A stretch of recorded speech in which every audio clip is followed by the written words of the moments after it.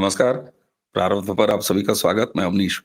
Channel आपने subscribe किया है, इसके लिए आपको बहुत-बहुत धन्यवाद। वीडियोज़ को आप लाइक करते हैं, शेयर करते हैं, इस बात के लिए भी धन्यवाद।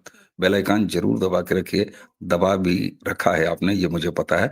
लेकिन फिर भी अगर अब तक ना दबाया हो तो बेल आइकन को भी क्लिक कर लीजिए, घंटी को भी, ताकि किसी भी अपलोड की सबसे पहले सूचना आपको मिले। देखिए, न जाने किस तरफ देखते हुए व्यालोक जी हमारे स्क्रीन के दूसरे हिस्से में हैं। तो आइए प्रारब्ध की तरफ से परंपरागत थाली जिसमें फूल, चंदन, अक्षत, माला, पुष्प और उसी के साथ-साथ नारियल, नैवेद्य न जाने क्या-क्या जितना भी होता है और आरती वाला वो दीपक भी लेके उस थाली के साथ स्वागत कर लिया जाए व्यालोक जी का। व्यालोक जी बहुत-बहुत स्वागत, नमस्कार। प्रारब्ध के सभी दर्शकों श्रोताओं को बहुत बहुत स्नेह प्रेम अभिवादन और संपादक जी को नमस्ते। देखिए दर्शकों, संपादक जी ये जब तब आरोप लगा देते हैं कि व्यालोक इधर उधर देख रहे हैं, मैं कहीं नहीं देख रहा हूँ। अब ऐसे देख रहा हूँ तो मैं कहाँ देख रहा हूँ या ऐसे हो जाऊंगा, तो इसलिए मैं कहीं नहीं जाता हूँ। हाँ, 100% इनके शानदार चेहरे को नहीं देखता रहता हूँ, क्योंकि ये बहुत स्मार्ट है और मुझे आ जाती है उससे ग्लानि, आत्महीनता का भाव आता है कि ये व्यक्ति इतने बुढ़ापे में इतना स्मार्ट कैसे है। जी। चलिए दर्शकों, हमारा इनका झगड़ा समाप्त हुआ। अब आते हैं काम की बात पे। वॉक ऑफ हमारे ओवैसी भाई बोलते हैं। और जाड़े का ये मौसम जिसमें आपको पता है मेरा गला भी कुछ दिनों से खराब है, तो निश्चित तौर पर थोड़ा-सा कफ ज़रूर है। तो वॉक ऑफ बोलते हुए मेरी वो हाजत भी मिट जाती है। वक्फ अमेंडमेंट बिल केंद्र सरकार ने जब पास किया, तो आपने तरह-तरह के डायलॉग सुने होंगे। याद कीजिए प्रारब्ध के इस मंच का सिंगल वीडियो, उसके बाद व्यालोक जी के साथ मेरी बात और भी कई वक्ताओं के साथ मेरी बात वक्फ पे। इस तरह की बात आई कि इस फलाने स्टेट इसको लागू नहीं करेगा, ममता बनर्जी इसको लागू नहीं करेंगी, स्टालिन इसको लागू नहीं करेंगे, सोरेन साहब इसको लागू नहीं करेंगे, यहाँ इसको लागू नहीं करेंगे, वहां इसको लागू नहीं करेंगे, और तो और जम्मू कश्मीर इसको लागू नहीं करेगा। लेकिन लोग भूल गए 370 खत्म है। हमने लगातार समझाया, जानकारी देने का प्रयास किया कि साहब किसी की औकात नहीं है। मेरे मुंह से यह शब्द थोड़ा सा आपको अजीब लग रहा होगा, लेकिन सच पर सच कहना पड़ता है। किसी की औकात नहीं, किसी की बिसात नहीं, किसी स्टेट गवर्नमेंट की बिसात नहीं कि केंद्र द्वारा लाए गए इस अमेंडमेंट को, वक्फ अमेंडमेंट को लागू ना करे, हूबहू लागू ना करे। ये मैंने लगातार कहा था। क्यों? क्योंकि बहुत सारे राष्ट्रवादी परेशान थे, ममता तो बिल्कुल नहीं करेगी। मैंने कहा भाई साहब, ये स्टेट मैटर नहीं है। कुछ कानून ऐसे होते हैं जो लागू करना ही पड़ता है, छाती पर मूंग दलवाना ही पड़ता है। और अब खबर यह है कि वेस्ट बंगाल ने, यानी ममता बनर्जी ने वक्फ का कानून अपने यहां लागू कर दिया। 8 महीने पहले ममता बनर्जी ने कहा था कि गोली मार दो, लेकिन धर्म के आधार पर बंटवारा नहीं होगा, नहीं लागू करूंगी। और उसके बाद ये देख लीजिए 3-4 पॉइंट जिसकी वजह से ममता बनर्जी को लागू करना पड़ा। ये अलग बात है कि ममता बनर्जी की धूर्तता, राजनैतिक धूर्तता कुछ इस कदर है कि वो केंद्र की तमाम लाभकारी योजना, जो चाहे वो आयुष्मान हो, चाहे वो तमाम और योजनाएं हैं, या तो उसको मजबूरी में लागू किया, कुछ पे अड़ंगा डाला, और नहीं तो धूर्ततापूर्ण तरीके से उन योजनाओं का नाम बदल के और उसको अपनी योजना जैसा प्रस्तुत करके लागू किया। वक़्फ़ लागू हो गया व्यालोक भाई, और मेरा कफ भी काफी साफ हो गया। व्यालोक भाई, क्या कहेंगे आप? वक़्फ़ पहले तो मैं वक़्फ़ थोड़ा पर व्यालोक भाई एक डायलॉग याद है, वक़्फ़ पर आपका मौक़िफ़। देखिए, मौकफ से याद आया, एक मौकाफ ट्रस्ट हुआ करता था कश्मीर में, जिसके अंदर हजरत बल जो दरगाह है उसका नियंत्रण आता था। उस ट्रस्ट को, जो खुद को सूफी बताता है, उस दौरान जो सीज चला था, घेरेबंदी, ये एक इतर बात है लेकिन मैं कह देता हूँ जिससे समझना आसान होगा। तो हजरत बल पर 2 घेरेबंदी हुई थी आतंकियों ने, 1993 और 1996, 2 बार घेरेबंदी की। और हुर्रियत का जो उस वक्त का प्रवक्ता था अब्दुल गनी लोन, उसने साफ साफ कहा था कि आतंकियों को उस मस्जिद में, उस दरगाह में जाने का अधिकार है, क्योंकि मोहम्मदवाद में उसने इस्लाम शब्द का इस्तेमाल किया था, लेकिन मैं नहीं करता हूँ, क्योंकि मोहम्मदवाद में मजहब और राजनीति एक ही होते हैं और हमने कुरान के समय से यही काम किया है। इसलिए आतंकियों को हथियार ले जाकर वहां जाने देना चाहिए और सुरक्षा बल जो हैं वो बाहर बैठ के उनको पंजीरी भेजें और नाप के कैलोरी दें। ये उस समय की बात थी, इसको याद रखिएगा दर्शकों। अंत में मैं इसकी याद दिलाऊंगा। वक्फ वक्फ कानून, सबसे पहले ये जान लीजिए कि ये क्यों लागू करना पड़ा। मैं 2-4 बिंदुओं में इसको समझाना चाहता हूँ, क्योंकि हाँ, अवनीश भाई हमेशा से कह रहे थे, हम लोग जब भी बात करते थे तो हमेशा से, कि भाई ये औकात नहीं है, ये हैसियत नहीं है किसी भी राज्य सरकार की। तमिलनाडु ने बहुत नीट पर बवाल किया, लेकिन आखिरकार उसको वही करना पड़ रहा है अभी तक, और चूंकि वो मामला चल रहा है, सब जुडिस है, तो फिर बाकी बातें देखी जाएंगी। उसी तरह ममता बानो ने किया, लेकिन ये कानून है क्या? ये कानून केंद्रीय कानून है, जिसे भारत की संसद यानी सबसे बड़ी पंचायत ने पारित किया है, लागू किया है। ये कानून समवर्ती सूची के अंतर्गत आता है, कॉन्करेंट लिस्ट, जिसमें केंद्र और राज्य दोनों कानून बनाते हैं, ये भी आपको पता है। लेकिन अब आता है संविधान, बाबा डॉक्टर का। संविधान के अनुच्छेद 254 एक के अनुसार यदि राज्य का कानून केंद्र के कानून से टकराता है तो उसमें केंद्रीय कानून को प्राथमिकता मिलती है। ये बाबा डॉक्टर के संविधान की पंक्तियां हैं, मेरी नहीं है, मैं जबरदस्ती नहीं। इसलिए 8 महीने आप काट दें या 18 महीने, आपको लागू तो करना पड़ेगा। आपकी सारी हवा हवाई, तेजस्वी भी कह रहे थे, तो खैर तेजस्वी को तो 25 सीट देकर जनता ने ही समेट दिया, लेकिन तेजस्वी भी रोक रहे थे कि हम खून दे देंगे तो इनकलाब कर देंगे। अब देखिए, अब इसमें राज्य की जो भूमिका है वो मैं थोड़ा जल्दी बता दूं। वक्फ बोर्ड राज्य स्तर पर गठित होते हैं, उनका संगठन जो होता है, लेकिन वे केंद्रीय अधिनियम के तहत काम करते हैं, इसलिए केंद्र का अधिकार वक्फ पर ज्यादा है। राज्य सरकारें केवल प्रशासनिक क्रियान्वयन करती हैं, जैसे संपत्तियों का पंजीकरण, बोर्ड का गठन, डिजिटलाइजेशन, और यही काम करने के लिए केंद्र ने उनको कहा है। और अगर राज्य कानून लागू करने से इनकार कर देता है तो क्या होगा? तो ये होगा कि केंद्र इसे राज्यपाल या राष्ट्रपति के माध्यम से लागू कर देगा और आप बैठे रह जाइए। अभी तक केंद्र का मूड नहीं हुआ था, उससे पहले या फिर केंद्र ने यही कहा होगा, यही डंडा दिया होगा कि बानो जी, अगर आप कानून को नहीं कर रही हैं लागू तो हम इसे करेंगे, क्योंकि ये समवर्ती सूची का कानून है। तो पहले इतना जान लीजिए कि ये कानून हो या कोई भी केंद्रीय कानून, उसे कोई भी राज्य सरकार लागू होने से नहीं रोक सकती। जी। हाँ, आपने बताया, बड़ी डिटेल कर दी दर्शकों। और ब्यालोक जी जिस तरफ कह रहे थे कि या तो केंद्र ने कहा होगा जबरिया कि हम लागू कर देंगे। ब्यालोक जी सुप्रीम कोर्ट गए थे, वेस्ट बंगाल की सरकार सुप्रीम कोर्ट गई थी। सुप्रीम कोर्ट ने मारा थप्पड़, कहा वापस जाओ और वापस जाके इसको लागू करो। और तब इनको मजबूरी में लागू करना पड़ा है। क्यों? क्योंकि गृह मंत्रालय ने एक चिट्ठी भेज दी थी और ममता बनर्जी को इतना तेज इसको लागू करना पड़ा कि उन्होंने कहा है भैया कि दिसंबर के इसी महीने तक सारे डिस्ट्रिक्ट मजिस्ट्रेट वेबसाइट पर अपलोड कर दें सारी डिटेल। तो न सिर्फ लागू कर दें बल्कि उसका क्रियान्वयन भी सुपरसोनिक गति से ममता बनर्जी ने शुरू कर दिया। तो बधाई हो ममता बनर्जी जी। अब सवाल ये होता है कि आप कल्पना कीजिए अगर 370 नहीं हटा होता तो ये कानून जम्मू कश्मीर में तो लागू नहीं हो पाता। नहीं हो पाता ना। अब समझ में आया मोदी ने किया क्या है 11 सालों में। हैं? मोदी ने आखिर किया क्या है?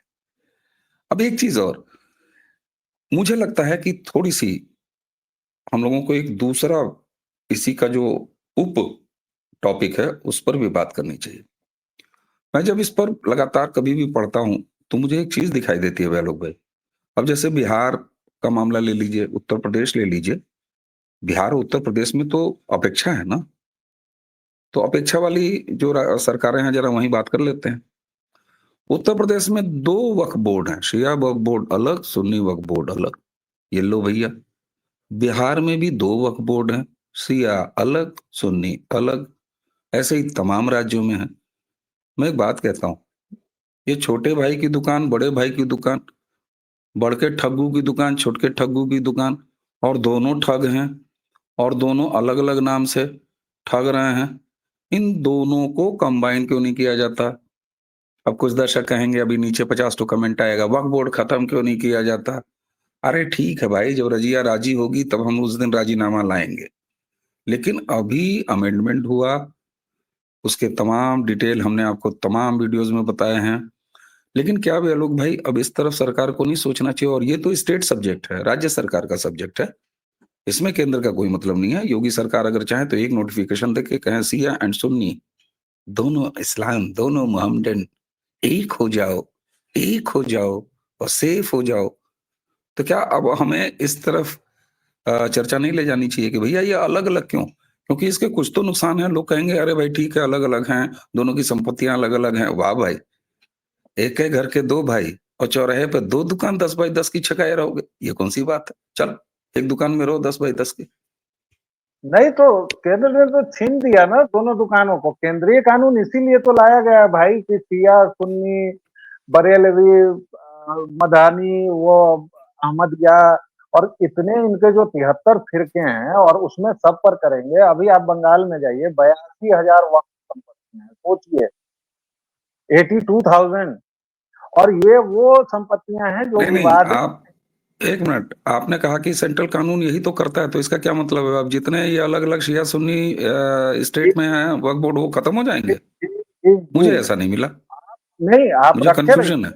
आप रखे रहिए, आप इसको पूरा तय कर लीजिए, पूरा देख लीजिए। आप शिया सुन्नी बोर्ड लगाए रहिए अपना, उससे कोई मतलब नहीं। जो केंद्रीय वक्फ कानून के तहत ये जो उम्मीद नया कानून बना है, हुँ। जिसका फुल फॉर्म UMEED से करके है, जो ये उम्मीद है, उस उम्मीद में यही है कि आप कितने भी फिरके रखिए, लेकिन उसका जो पंजीकरण वगैरह होगा वो केवल सेंट्रल वक्फ बोर्ड के तहत होगा। और उसमें आपका शिया सुन्नी बरेलवी हनफी सनाफी ये सारे फिरके आपको केवल ये देना है कि ये हमारी संपत्ति है, वक्फ की हुई संपत्ति है और इसका ऐसे कामकाज चल रहा है जी। और इस पर हुँ, चाहें तो देख सकते हैं, कोई दिक्कत नहीं है। मतलब मैं इस मैं पर देख रहा कंफर्म हूँ। जी। अब और बंगाल की मैं थोड़ा कहना चाहूँगा कि मैं बंगाल मैं में आपको जी, मैं आपको बताऊँ, क्योंकि देखिए चीज़ों में क्लैरिटी होनी बड़ी ज़रूरी है। जी, जी, आप ये बिल्कुल। कहते हैं कि सेंट्रल जो ये नया वक़्फ़ वाला है, उसमें ये शिया सुन्नी सबको एक कर दिया है। जी, शिया सुन्नी सबको एक ज़रूर किया है, लेकिन दोनों के अस्तित्व का मर्जर हो जाएगा, ऐसा नहीं कहता है ये वक़्फ़ अमेंडमेंट। तब मैंने ये बात कही है। अस्तित्व का मर्जर होना ही नहीं है। आप अकेले में अपना जो करें भाई, 377 अच्छा, किसी देश में है ना। 377 के तहत 2 वयस्क पुरुष, 2 वयस्क स्त्रियां जो चाहे कर अ, सकती हैं, लेकिन अपने घर में। नहीं समझे? शर्त क्या है कि आप अपने घर, अपने कमरे में कीजिए, सड़क पर इजाज़त नहीं होगी। तो आप शिया बोर्ड लगाए रहिए, सुन्नी बोर्ड लगाए रहिए, हमको उससे मतलब नहीं है। हमें केवल ये जानना है कि वक़्फ़ की कौन-सी संपत्ति है, उस संपत्ति में कोई घाल-मेल तो नहीं है, आपने जबरन कब्ज़ा तो नहीं किया है, और अगर जबरन कब्ज़ा किया है तो हम उसको छुड़ाएँगे। बाकी आप उस पर 45 तरह के नाम लिख दें, आपके यहाँ 73 फ़िरके हैं, उसको लिखते रहिए ना भाई, उससे क्या फ़र्क पड़ता है? ना, ना, मुझे अच्छा फिर आप कन्फ्यूज़न है। बताइए, जी बताइए? मुझे फिर कन्फ्यूज़न, अब देखिए, शिया वक्फ बोर्ड किसी प्रदेश में या सुन्नी वक्फ बोर्ड, ये स्टेट गवर्नमेंट बनाती है। हाँ, स्टेट गवर्नमेंट बनाती है। यानी बिल्कुल राज्य बनाती है। सरकार बनाती है, उसका गठन अब तक वही करती है। अब उसके जी, बनने में, संरचना में जो बदलाव आया है कि ये रहेंगे, डीएम रहेंगे, फलाने रहेंगे, ढिकाने रहेंगे। सवाल ये होता है कि जब स्टेट गवर्नमेंट शिया और सुन्नी वक्फ बोर्ड अलग-अलग बनाती है, तो मेरी अपेक्षा स्टेट गवर्नमेंट से है कि आप दोनों को इकट्ठा क्यों नहीं करते? भाई अब फिर अभी आपने कहा कि सब चल रहा है, ठंडा करके खाएँगे, फिर अब आप ही उत्तेजित होने लगे। आप ही शीघ्र करने लगे। मैं उत्तेजित नहीं हो रहा हूं। मैं वक्फ हो गया, लागू हो गया, बंगाल जैसे राज्य को भी लागू करना पड़ रहा है, इसका मतलब है एक सेकंड कि अब ये तो फुल प्रूफ प्लान था और अब ये अब देख सब जगह लागू है, देख एक सेकंड। अब लेकिन अगर स्टेट्स में है तो मैंने खुद ही कहा कि एक नई बहस क्यों न छेड़ी जाए। मैं ये नहीं, कह वो रहा हूं। बहस करने से मतलब क्या है? वो रहे हैं 73 क्यों फिरके रहे? हैं, आपको तो 73 फिरके हैं उनके। पहले तो ये बताइए ना कि भाई 73 फिरके हैं, ये क्या बवाल चला आ रहा है कि मैं फिरकों की बात नहीं कर रहा हूं, मैं शिया और ठाकुर सुन्नी की बाभन बात कर के रहा हूं। वही बात कह रहा हूँ कि ठाकुर बाभन आपने 73 फिरके हिंदुओं को तो लगा दिए आजादी के समय हाँ, से, उधर लिख देते हैं मुसलमान 16%, 18%, 20% क्यों लिखते हैं? उसमें सबसे पहले लिखिए शिया और सुन्नी, उसके बाद शिया के नीचे आइए और उसके बाद आप लिखिए हलालखोर, जुलाहा, शेख, सैयद, पठान और माली, इसके तहत जितने ये हैं। और अब दर्शकों के लिए हम दोनों की बात से जो थोड़ा बहुत भ्रमित हुए होंगे, मैं एक दो वाक्य में इसको पूरा समझाने की कोशिश करता हूं। देखिए, वक्फ बोर्ड का नया जो कानून बना उसका नाम हुआ उम्मीद। उम्मीद क्या है?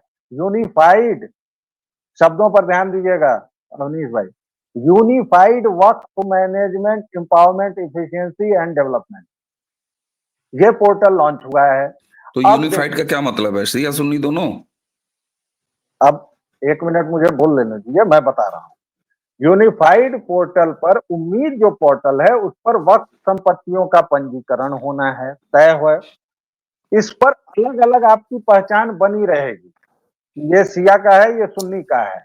लेकिन हाँ, पोर्टल एकीकृत डिजिटल प्लेटफॉर्म है, आपका पंजीकरण और प्रबंधन। उसके बाद जब आप कहेंगे कि भाई मैं शिया हूं, मेरी वाली जो जमीन है उसका मेरे मुताबिक करो प्रबंधन, तो वो आपके मुताबिक होगा। लेकिन आपको इस पर लिखने नहीं दिया जाएगा कि ये शिया प्रबंधन है या सुन्नी प्रबंधन है। ये सीधे आएगा कि ये संपत्ति है, इसका ये मालिक है, फलाने साहब इसको चला रहे हैं। अब वो शिया हैं, सुन्नी हैं, उनको अपना जो मन है करें, लीजिए, इसलिए मैं कह रहा हूं। लीजिए, लीजिए। भाई प्रॉपर्टी उस पर पोर्टल पर चढ़ेगी और तुरंत उस कॉलम में कि मालिक कौन है इसका तो आ जाएगा, शिया वक्फ बोर्ड मालिक है इसका, सुन्नी वक्फ हाँ, तो बोर्ड मालिक है इसका। आएगा। तो मैं ये कह रहा हूं कि जब यूनिफाइड आपने कर दिया तो फिर ये दो औलादें क्यों जमीन पर घूम रही हैं? क्योंकि समय लगता है सर। अभी तक तो हम अच्छा, ये लोग यही नहीं होगा? पता हैं कि मुसलमानों के कम से कम 43 फिरके हैं, तो कितने इसका लोगों को मतलब ये पता होगा ना? बिल्कुल होना है, तय है। तो मैंने तो इस सही देश में, सवाल उठाया फिर। इस देश मैं में सबसे यूपी, पहला आदमी हूँ सवाल उठाने वाला। आप सबसे पहले आप ये घोषणा करने वाले भी हैं कि भाई वक्त तो करना पड़ेगा, उसके बिना कोई उपाय नहीं है, तो आप तो उसमें भी हैं। तो मतलब ये होना चाहिए, ये होगा। ये होना चाहिए और ये होगा ही सर। अभी यूनिफॉर्म सिविल कोड भी आएगा, यस, अभी बहुत यस, सारी यस। चीजें होंगी। ये 800-1200 वर्षों का प्रदूषण है। आप और हम कैसे ये तय कर लें कि इसको 10 साल में साफ कर दिया जाएगा? नहीं होगा भाई। गाद इतना जमा है कि वो पूरा पटना शहर की ऊंचाई का गाद है। उसमें आप, आपने दिल्ली वाला कूड़े का पहाड़ देखा है, गाजीपुर वाला? उसको अरे कितने, गजब! हम तो हम बताएं एकदम जब छोटे थे, मतलब छोटे क्या मतलब किशोर थे, तो दूर से देखे तो हमको बुझाया कि पहाड़ है दिल्ली में। हम सोचे अरावली का कोई टीला टाइप है। और और पिछले 1 साल से, जब से रेखा गुप्ता की सरकार बनी है तब से वहां काम धाम चल रहा है। आप आज जाके देखिए, मतलब मुझे लगता है 1 साल तो हो ही गया होगा रेखा गुप्ता को, लगभग 6-7 महीने, 8 महीने जो भी हुआ हो। उसमें सैकड़ों तो बुलडोजर लगे हैं, सैकड़ों वो क्रेन्स लगी हैं, और अभी भी वो 1/4 भी साफ नहीं हो पाया है। आपके हमारे आध्यात्मिक संस्कारों पर, आपके हमारे आध्यात्मिक चिंतन पर हम्म। 100 वर्षों का कूड़ा लदा होता है। हमें ये तक नहीं पता है कि हमारा शत्रु कौन है, हमें ना शत्रु बोध है ना हमें मित्र बोध है। तो हम इन सब बातों पर क्या गौर करेंगे? सबसे पहली बात ये जाननी जरूरी है कि हमारे पूर्वजों ने कसाईयों और ईसाइयों के साथ जो व्यवहार रखा था, वो व्यवहार नपा तुला और एकदम जानबूझकर था। सटले तक गेले बेटा, ये बिहार की बसों पर हमेशा लिखा रहता है, और इसको एकदम मान के चलिए। बिब्लियोलेट्रस जो भी रिलीजन है, जो भी मजहब है, सटले तक गेले बेटा। राक्षसों से आप साहचर्य की उम्मीद नहीं कर सकते। उनके साथ रहेंगे वो आपको राक्षस ही बनाएंगे। शुक्राचार्य कितने भी बड़े विद्वान रहेंगे, वो पौरोहित्य राक्षसों का ही मिलेगा। हमारे वांग्मय में कुछ भी छोड़ा नहीं गया है प्रभु। कोई विषय ऐसा नहीं है जिस पर मैं सोचूं और मुझे मेरे वांग्मय से जवाब न। इसलिए अंतिम वाक्य, उपाय करना होगा, उपाय हो रहा है। सामाजिक चिंतन जरूरी है, सामाजिक चेतना जरूरी है। हम हिंदुओं की तरह सोचें, हम सनातनियों की तरह सोचें, ये जरूरी है जी। ये जरूरी है, यानी कि मौसमों के आने में, मौसमों के जाने में, और गिलास टूटेंगे इस शराब खाने में। अभी तो ये शुरुआत है, इब्तिदाए इश्क है। होता है क्या है, रोता है क्या, आगे आगे देखिए होता है क्या। वैसे दर्शकों, आपने देखा होगा कि वक़्फ़ पर ये बातचीत करते करते मेरा जो काफी सारा कफ जो है वो बाहर निकल गया। जब अपना मौकफ दे रहे थे वक़्फ़ पर व्यालोक जी, और मौकफ का मतलब मैं बताऊं अपना नजरिया, तो शब्द हम सही चुन के लाए हैं, ऐसा नहीं है। काफिया भी और मिसरा भी एकदम बढ़िया बैठा है। तो साहब, कुछ चीजें बिल्कुल साफ रखिए। और 2014 से आपने, हमने, व्यालोक जी ने, हमारे सभी दर्शकों ने मिलकर जो कल्चरल रेवोल्यूशन भारत में किया है ना, उसका नतीजा है, और 2 उंगलियों से नतीजा निकल रहा है। ममता बनर्जी को किसी ने गोली नहीं मारी, लेकिन उनको वक़्फ़ 8 महीने बाद लागू करना पड़ा। तो साहब, आज की चर्चा कैसी रही, ये कमेंट में बताइएगा। और व्यालोक भाई प्रारब्ध के अलावा एक और ठिकाने पर पाए जाते हैं, जो कि मेरा भी ठिकाना है। कई दिन हो गए हमको बुला नहीं रहे, हम बार-बार इनसे कहते हैं हमारे पास टॉपिक है, बुला लीजिए, लेकिन ये बुलाते नहीं हैं। हाँ? तो व्यालोक वाणी, आप वहाँ भी जाइए और उस चैनल को भी अपना स्नेह दीजिए। तो चैनल आपने सब्सक्राइब किया है, इसके लिए आपको बहुत-बहुत धन्यवाद। वीडियोज़ को आप लाइक करते हैं, शेयर करते हैं, इस बात के लिए भी धन्यवाद। बेल आइकन यानी घंटी जरूर दबा के रखिए, ताकि कोई वीडियो आपसे मिस ना हो। चैनल को इसी तरह अपना सहयोग देते रहिए। मुझे यानी अवनीश और व्यालोक जी दोनों को आज्ञा दीजिए। नमस्कार, प्रणाम, जय जय श्री राम।